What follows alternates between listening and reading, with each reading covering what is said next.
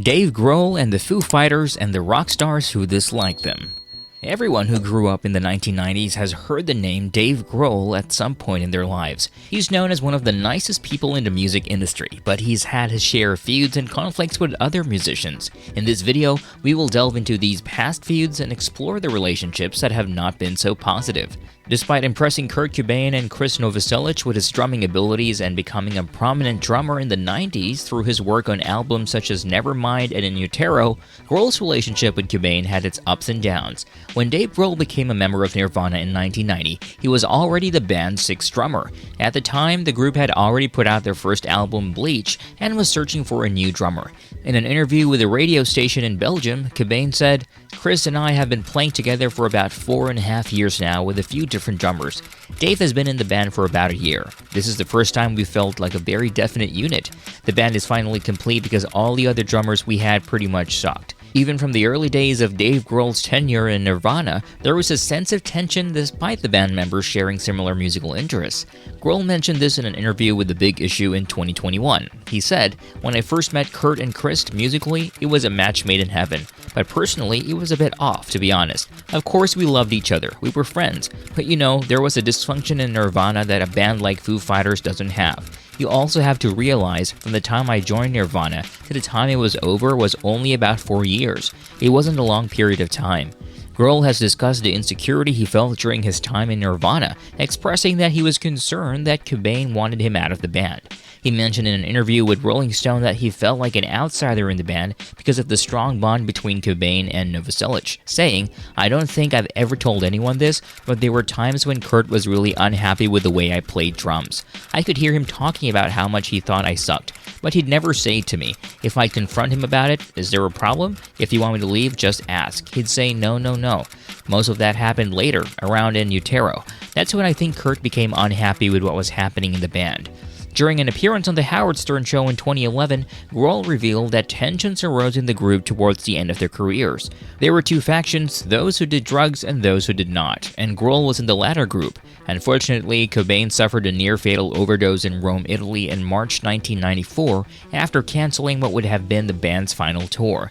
In Grohl's autobiography, The Storyteller: Tales of Life and Music, Grohl recounted the moment he received a phone call about Cobain's death in March 1994, describing how he felt as though his legs gave out upon hearing the news of his bandmate's passing. "The shy young man who had offered me an apple upon our first introduction at the Seattle airport was gone. My quiet, introverted roommate who I'd share a tiny little apartment with in Olympia was gone. The loving father who played with his beautiful baby daughter backstage every night before each show was gone. I was overcome with a more profound sadness than I had ever imagined." Then there was this feud with Courtney Love. The feud between Courtney Love and Dave Grohl would continue for almost 2 decades, particularly after the demise of Nirvana in the mid-90s. It's said that Grohl wrote several songs directed at Love, such as I'll Stick Around, Stacked Actors, and Let It Die.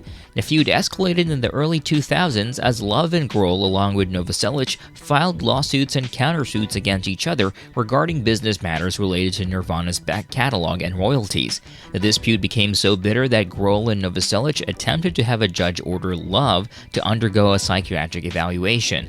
Love, for her part, would later accuse Grohl of hitting on her daughter, Frances Bain, although her daughter denied that this ever occurred.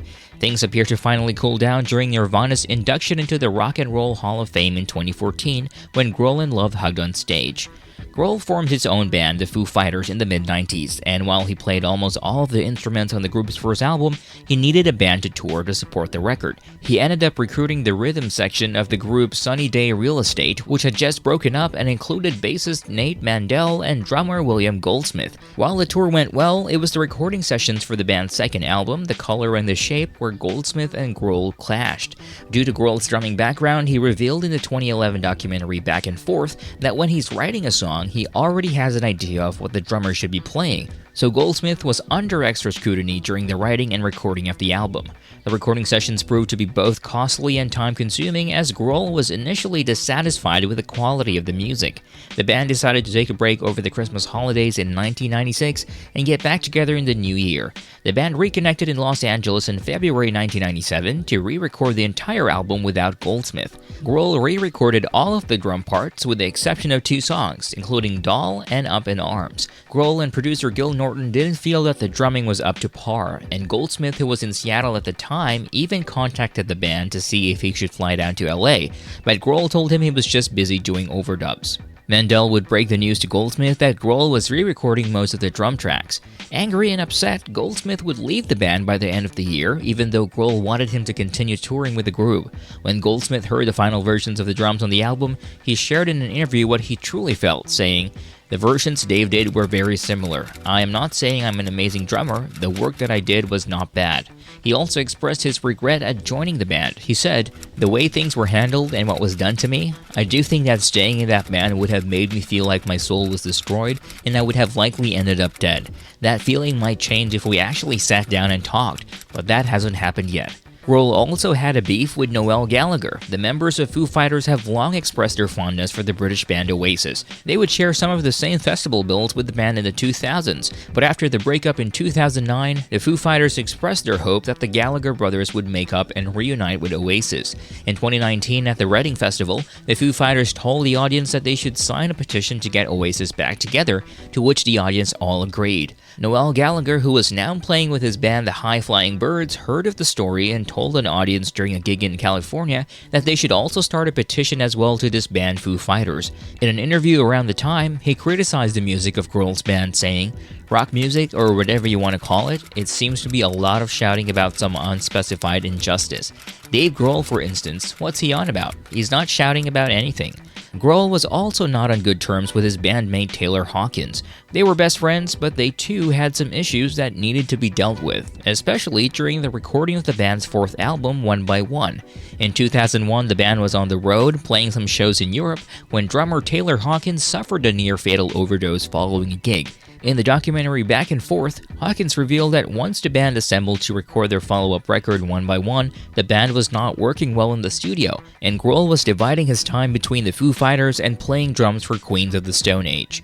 Grohl, for his part, was upset that Hawkins did not come to see him play with QOTSA, and Hawkins was upset that Grohl was acting selfishly. The band played Coachella in 2002 and planned for the gig to be their last. But it was following the show that the band decided to try recording again for their fourth album, and the band continued for the next 2 decades. Not a lot of people knew that Grohl made some pretty nasty comments about the cult, which they did not take well. It all started when Grohl revealed in an interview that he only went to see the cult's live show as a dare, and added that the band's music was overproduced and torturous, and that he wanted to hurt himself. The band was shocked by Grohl's comments given the fact that they all liked Nirvana and the Foo Fighters. Of course, this was just low-key insulting, and when the band's frontman Ian Astbury heard this, the band decided to do a song titled Bring Me the Head of Dave Grohl. However, they never used the title when their album came out. After 16 years, the Foo Fighters and the cult performed at the NOS Live Festival in Portugal on the same day. Astbury explained in an interview how his band's feud with Grohl ended, saying, "He walked into our dressing room, walked straight up to me and said, 'Hi, I'm David Grohl, it's really nice to meet you. Because I'm not sure what happened in the past, but hopefully we can put all that behind us, and I just want to say great to meet you.' I shook the man's hand. I have no problem with him. He's an incredible artist. There's room for everybody. If you don't like it, don't listen to it, but don't put down a fellow artist ever. I'm sure there have been times when I've said slight things about artists and later have gone away and gone like, why did I say that? Was I jealous? Was it just a brain fart?" Grohl has been in the music industry for so long that it became inevitable that he would make nasty and rude comments to his fellow musicians. Though it's just wrong to put someone down to lift himself up, Grohl needed to experience these things to learn how to respect and accept that everyone in the industry has something to offer, even if sometimes he felt that their talents and skills were not good enough by his standards. It's a good thing that Grohl was able to bury the hatchet with his fellow musicians. What do you think about this? Let me know your thoughts in the comment section. Stay tuned for more interesting videos. Are you not entertained? If you are, give this video a thumbs up and subscribe to our channel.